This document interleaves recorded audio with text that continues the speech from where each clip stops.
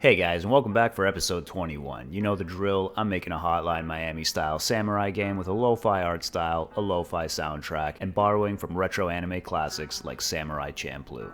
Now let's go ahead and jump right into what I worked on this week, because Lord have mercy, do I have something to show you.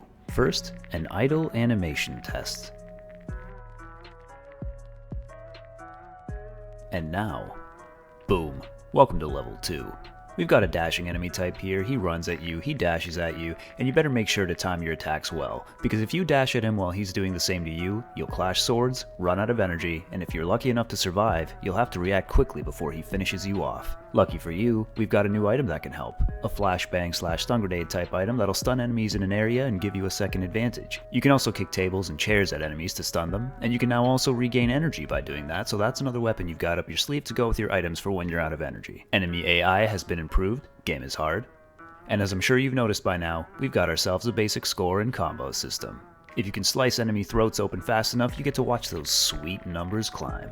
Boom, bam, bop, bada bop, boom, pow. Now earlier this week, for reasons I can't remember why, I was thinking a lot about the idea of caring about whether or not people like you. It's something that I struggled with in the past. Sometimes I cared a little too much about what people thought of me.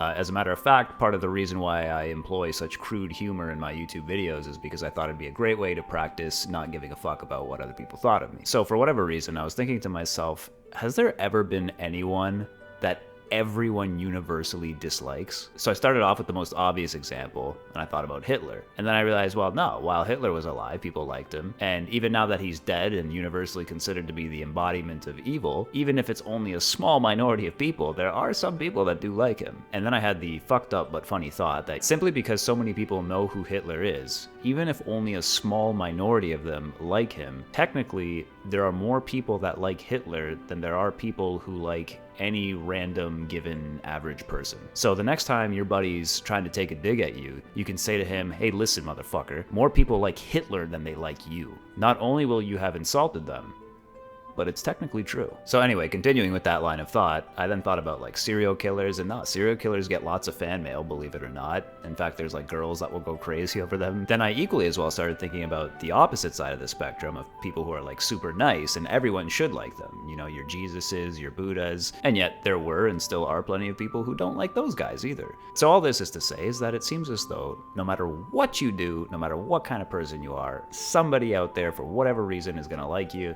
and somebody's gonna dislike you. So at least on a logical level, I guess there's no point in thinking about it or worrying about it. And maybe the only real thing to worry about is having done so little with your life and having had such little impact on other people in your life that when people are asked how they feel about you, they simply say, I have no strong feelings one way or the other.